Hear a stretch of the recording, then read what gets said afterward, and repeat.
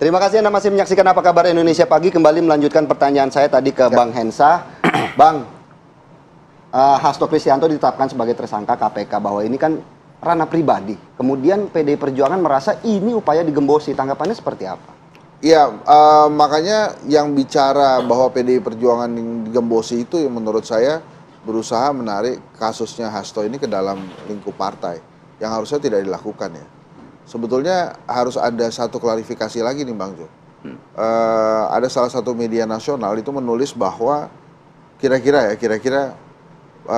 Pak Hasto ini oke aja mundur dari Sekjen PDI Perjuangan asal kasusnya ini berhenti. Benar atau tidak tuh anggapan seperti itu? Karena kalau memang anggapan itu benar ya, dan itu dicitrakan masyarakat itu benar, maka secara politik itu sangat melemahkan PDI Perjuangan dan akhirnya memang ujung-ujungnya adalah untuk penghentian kasus. Kan pertanyaan besarnya dalam case ini adalah kenapa kemudian baru dibuka lagi kasus ini setelah PDI Perjuangan tidak lagi berkuasa. Kan semuanya sudah masuk penjara semua kan, sudah selesai juga. Ada timeline yang panjang ya Bang ya? Iya, terus kemudian ini dibuka seolah-olah ini adalah sebuah kasus baru yang harus segera diselesaikan. Makanya beberapa variabel dalam kasus ini secara politik itu sangat mengganggu sekali. Nah, apakah yang tadi saya sampaikan itu kalau memang ternyata benar seperti itu, maka tarik-menariknya sebetulnya lagi-lagi ada di pribadi, bukan di partai secara keseluruhan. Nah, bagaimana sebetulnya dampaknya di PDI Perjuangan? PDI Perjuangan sejak masa Orde Baru, masih namanya PDI sejak Ibu Mega lah yang memimpin, selalu mengambil langkah-langkah hukum. Artinya perjuangannya itu perjuangan hukum, bukan perjuangan politik kalau menghadapi tekanan-tekanan seperti ini. Pada saat Ibu Mega ditekan Orba juga, yang diambil adalah perjuangan hukum. Nah yang sekarang ini, mestinya yang diambil oleh PDI Perjuangan adalah perjuangan hukum, bukan perjuangan politik. Perjuangan politik itu adanya ya itu tawar-menawar, sandra-sandraan gitu ya. Nah ini yang menurut saya agak beda sih dengan PDI Perjuangan yang lalu-lalu ya. Tapi menurut saya mestinya kasus ini segera selesai bila kemudian KPK memang ada keinginan menyelesaikan kasus ini dalam lingkup ranah hukum dan tidak lagi ditarik ke ranah politik. Ini kalau ditarik ke ranah politik nggak selesai. Namanya kartu truf itu cuma dibuka di ujung-ujung permainan. Nggak ada kartu truf itu dibukanya di awal-awal permainan. Pasti semuanya keluarin kartu kecil terus. Kalau main cangkulan gitu kan, keluarin kartu kecil terus. Kartu trufnya terakhir. Terus kita mau sampai kapan nih? Mau nunggu 2029? Saya kayak gini terus gitu. Jadi artinya memang menurut saya bebannya bukan di PDI Perjuangan sekarang. Harusnya di KPK. Jadi KPK mesti selesaikan ini supaya memang case-nya clear gitu ya, tidak ada lagi dan semua pertanyaan-pertanyaan itu dijawab. Benar nggak ini jadi masuk ke ranah pribadinya Hasto, ada tawar-menawar posisi sekjen kah, kemudian benarkah Harun Masiku masih ada di bumi atau tidak gitu. Case-nya ini mau sampai seberapa jauh dan lain-lain. Karena menurut saya mesti move on lah. Tapi kalau memang nunggu-tungguan buka kartu truf, ya ini tergantung berapa lama pertandingan kompetisi ini. Kartunya nggak akan terus-terusan dibuka. Mau Ibu Koni bilang ini ada di Rusia lah dokumennya, mau dikatakan Guntur Romli buka-bukaan, ya ujung-ujungnya memang hanya politik sandra-menyandra gitu. Nyaman nggak pemerintah atau penguasa baru saat ini masuk dalam sebuah permainan sandra-menyandra ini? Kalau menurut saya sih itu gitu dan sangat baik kalau tidak ditarik ke ranah partai sebetulnya. Iya, sebelum ke Bang Saur mungkin langsung direspon oleh Bang Jo ya tadi dari Bang Hensan. Ya, jadi betul Bang Hersan. Dan itu terkonfirmasi loh. Jadi sesungguhnya memang apa sih puncak dari persoalan yang ada ini? Puncaknya itu ya dipecat 3 kader ini. Itu puncaknya. Terkonfirmasi yang mau dipecat akan diumumkan tanggal 17. Cerita punya cerita, karena KPK yang akan mau dilantik akan segera. Nah, maka sikap PDI Perjuangan melebihi dulu untuk mengumumkan pemecatan itu sebelum tanggal 17. Sebelum tanggal pengumuman pemecatan itu Pak Hasto itu didatangin seseorang, oknum jenderal. Didatangin, jangan dilakukan. menyampaikan pesan jangan dilakukan pemecatan itu. Ya, kalau saudara lakukan pemecatan itu, saudara akan dijadikan tersangka. Ini clear. Itu Nah, disampaikan oleh Pak Hasto sendiri? Disampaikan langsung. Loh, kan beliau yang menyampaikan ke kita. Disampaikan ke saya juga. Nah, jadi artinya, maka kami jadi bingung nih. Mana yang seharusnya kerangka hukum yang harus, kaidah-kaidah hukum yang kita lakukan, saya sebagai penasihat hukum, sebagai advokat. Terus sementara kita lagi berjuang untuk kepastian hukum, penegakan hukum, lah ini kita dicawe-cawe terus ini. Kenapa nggak dibuka aja fakta-fakta itu, Loh, Bang? maka saya setuju dengan Bang Saur tadi, kan kaidah hukum yang mau kita lakukan ada pra-peradilan. Ini kan banyak, ini melaporkan orang-orang yang tidak profesional terhadap Dewas atau memang diduga ada pelanggaran ke institusi terkait atau ke Komnas HAM. Ini semua upaya kita lakukan. Jadi kembali lagi memang apa sih hukum ini? Ya di atasnya ada politik. Nah kan ketika kita melakukan yang pasti mengenai kepastian hukum, nah ini ada yang bermain. Jadi untuk partai kami itu memang di out-out, memang ada yang cawe-cawe, dan itu bisa kita rasakan, gitu loh, gitu Mbak. Nah. Tapi menjawab pertanyaan dari Bang Henry tadi, apakah memang betul isu jika memang Pak Hasto bersedia mundur maka dia tidak akan jadi tersangka? Nah, itu tadi yang saya sampaikan. Satu, mundur aja, saudara tidak dijadikan tersangka. Terus yang kemudian jangan umumkan pemecatan itu.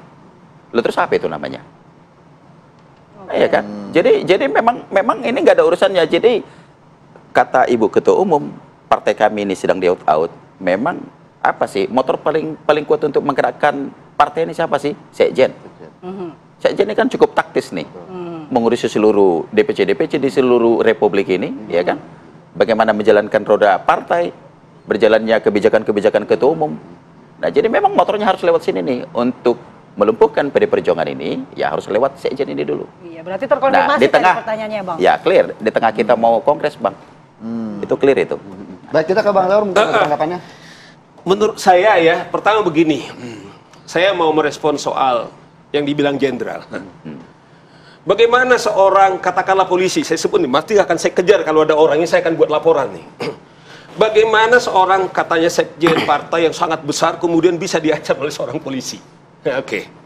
Kalau mungkin, saya kan main logika nih. Kalau ada kepada orang ini kemudian ada yang lain diancam.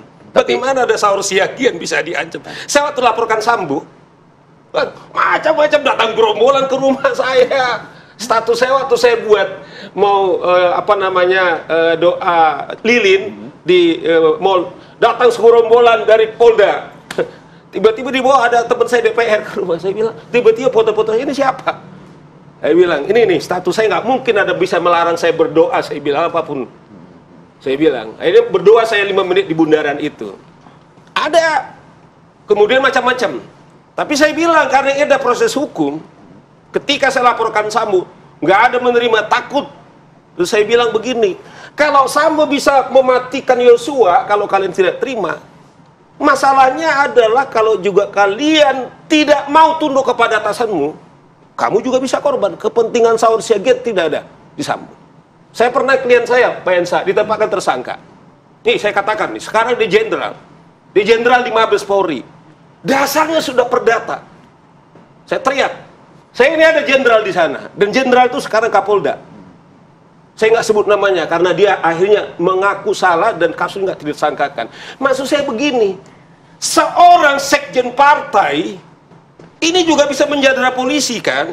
Saya minta jauh kepada saya akan menawarkan diri saya untuk mengejar polisi buruk ini kalau itu betul. Tapi sebaliknya Pak Ensa, kalau tidak benar, sama dengan kawan-kawan nih, bawa dokumen katanya ke Rusia. Coba bayangkan, seorang partai nasionalis yang semua sebagian teman saya, kemudian membawa negara Rusia, ada apa? Nah, kalau itu berkaitan kepada kasus ini kata penyidik KPK, Prof. Koni ini saya kagum analisisnya. Bisa kena dia obstruction of justice. Disebut lagi Andi Wijayanto. Padahal Andi ketua timnya dulu Jokowi, yang mereka itu menikmati. Saya adalah yang paling sedih, Pak Philip, soal kasus daripada KPK. Saya mau relawan Jokowi waktu itu adalah untuk memperkuat daripada KPK. Tapi saya harus bertarung, saya bilang. Teman saya, 57 atas nama TWK, kemudian korban. Untuk penguatan KPK. KPK itu hancur di bawah Firly Bahuri. Di mana teman-teman PDIP yang saat itu berjuang atau penguasanya atau yang memerintah. Nah, oleh karena itu, setelah tidak lagi Firly Bahuri, itu yang kita minta sekarang di obstruction of justice, saya setuju. Ini juga harus diseret. Bukan saja kasusnya yang diduga menyangkut ini, yang juga pemerasan yang dilakukan oleh Firly Bahuri. Nah, siapa memerintah pada saat itu? Kawan-kawan ini, kenapa kawan-kawan ini tidak mengingatkan gitu loh? Itu maksud saya, di publik sekarang ini, mereka udah berantem satu dengan yang lain. Iya, biar bagaimanapun kan, mereka ini memfasilitasi dulu Jokowi, yang sudah ada calon dulu wali kota Solo, mereka terabas. Tiba-tiba ada orang yang tidak punya pengalaman, begitu juga di Medan. Yang salah siapa? Bukan Hensat, bukan Saur. Tapi teman-teman PDIP memperlakukan khusus yang barangkali tidak alamiah ini. Kemudian siapa yang jadi disalahkan pada saat ini? Ini maksud saya, udahlah. Ini kan sudah proses hukum nih. Ya. Hasto sudah mengatakan, mengutip Soekarno. Yang seperti dibilang, wah kita hormat, tapi kalau kemudian lagi tarik lagi PDIP, teman-teman PDIP lagi, masa sekelas Hasto kemudian mau menyeret partai sekelas ini gitu loh. Nah, oleh karena itu menurut saya, kalau memang ada itu juga kan polisi tidak benar. Sama dengan kemarin tuh, Pak Hensa. Ada seorang korban PIK 3 yang mengaku korban aguan. Saya datangi Doviri, ini pasti Pak Wakapolri datang nih. Pak Doviri, benar nggak ini? Namanya ada pengusaha, polisi itu adalah antek-anteknya pengusaha ini.